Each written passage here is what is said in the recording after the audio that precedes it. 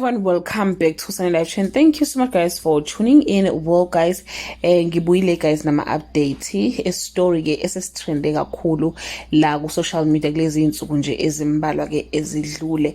Story ke sika Sibusiso Lawrence Ntaka kanye ke noNontobeko Cele la khona ke uSibusiso bulele khona ke obe intombi yakhe noma beyifiance yakhe noma bekuma wengane, we don't know ukuthi kuphi kahle kahle kuyiqiniso.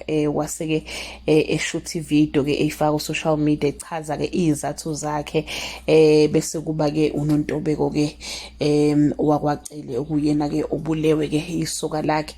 Ama update guys athi ke umncwabo kaNontobeko uzoba edududu ngomhla ka 23 December 2024. Memorial service yakhe izoba khona futhi ke endaweni khona ke edududu. Yeah guys, izoba khona ngomgqibelo edududu bese kuthi umncwabo uzoba ngomhla ka 23 ngomsomluko lo ke esiya kuwona.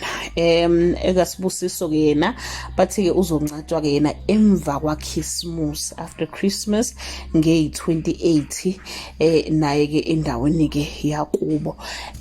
So yeah guys man, le story sibhlungu kakhulu and siyasiqhatha lapha na ke ku social media. I feel like it's a fight between abantu besifazane nabantu besilisa. Yes, some of abantu besifazane bavumelana ke nalento ezoSibusiso ukuthi ke ibe right.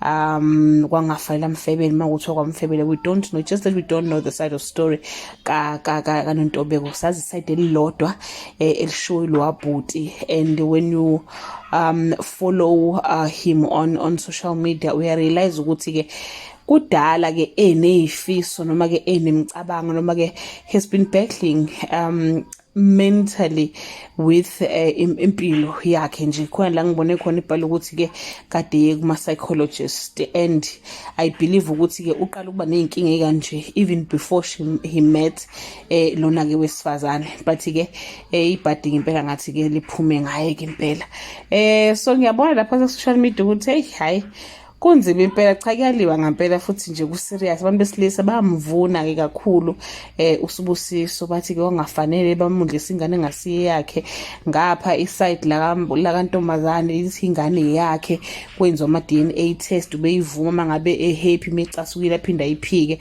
So it's just a lot guys, it's just a lot, but I feel like we must not right ama comments azokwenza ukuthi encourage umunye umuntu oku situation efanayo ukuthi lento eyenziwa uSibusiso ibe right, yabo, because there are some people abaneyinkinga khona lapha ke ku social media. So mayifunda icomment yakho ethola ukuthi wena uthi big up to Sibusiso ngalento ayenzile, umnika ithemba, umnika isibindi sokuthi he can do the very same thing naye, yabo.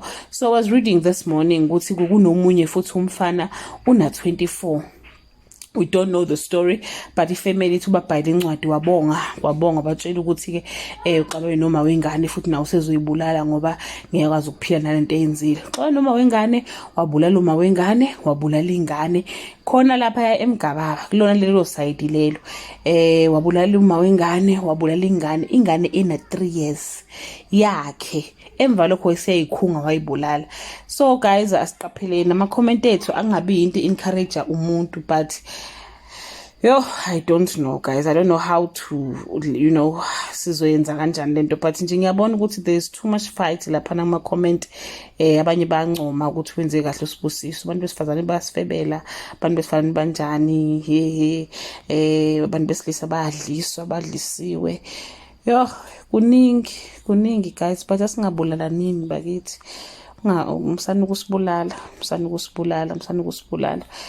nathi abantu besifazane nathi asingaba lead abantu besilisa ekutheni bazibafike lezi inqubo bafika kuzona. It's just a lot guys, it's just a lot. We need help. I think we all need help at this stage. That brings us to the end of this video. Do leave your comment below and share your opinion. Bye.